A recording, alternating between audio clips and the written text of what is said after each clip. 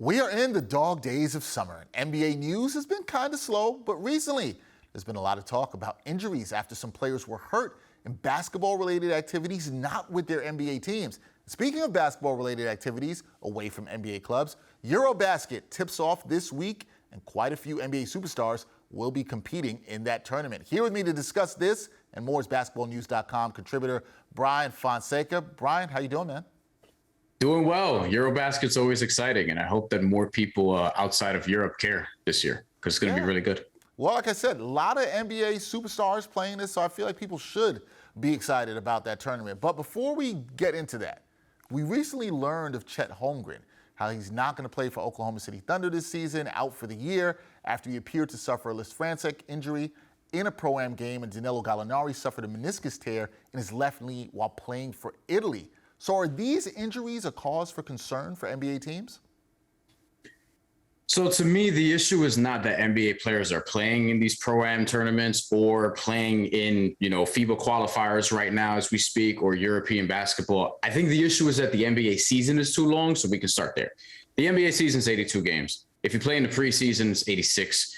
If you make it to the playoffs, which more than half the league does, you're looking at least 90 games. And then on top of that, if you're one of the teams that gets beyond the first round of the playoffs, you're looking at 100 or so games in the season, and beyond that once you go deeper and deeper.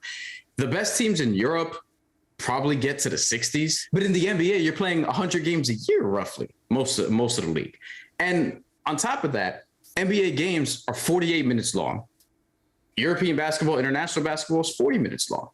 NBA games also have guys averaging 32, 35, 38 minutes per game. You don't see that in overseas basketball. The minutes distribution is different. Rotations are longer. Guys aren't having a 40% usage rate or whatever the case may be. It's just a different style of basketball.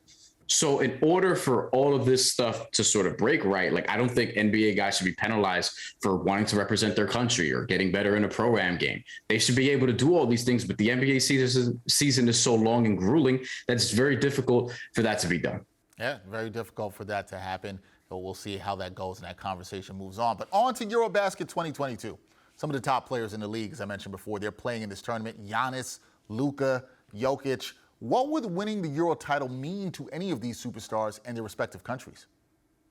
So there was supposed to be EuroBasket last year, but for obvious reasons, it's been pushed back. Slovenia won the most recent one in 2017. Goran Dragic won MVP, and he was sensational in this tournament. On the all-tournament team, on his team, was an 18-year-old named Luka Doncic, and Slovenia had never finished in the top three before this tournament that they won in 2017. What happened after that, Luka Doncic was the EuroLeague MVP, was the EuroLeague playoff MVP, was somehow only the third overall pick in the draft where he should have clearly been number one, as we've seen since.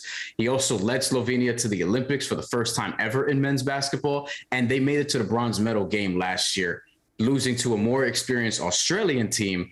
But the fact that they even got there was insane. They jumped their world ranking from 17th to 4th at the conclusion of that tournament. They're going to be back and a favorite in this. So this is very significant for whoever wins this tournament because it's going to increase their world ranking, and we're shaping up to, FIBA World Cup is going to be next year. Teams are qualifying for that right now, literally as we speak and as you watch this.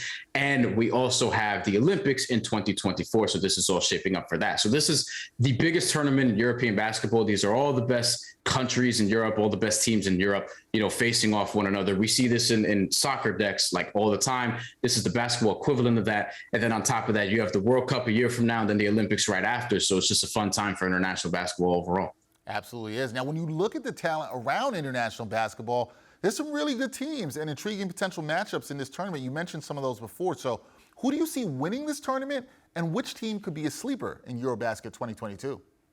Yeah, Serbia is the favorite right now because Nikola Jokic, we just haven't seen him recently, and he's back playing in this tournament because he didn't play in the Olympics last year, and he's probably the best player in the world, or arguably the best player in the world. Giannis Antetokounmpo has something to say about that, and he's on Greece, and that's the team that I probably think is going to win this.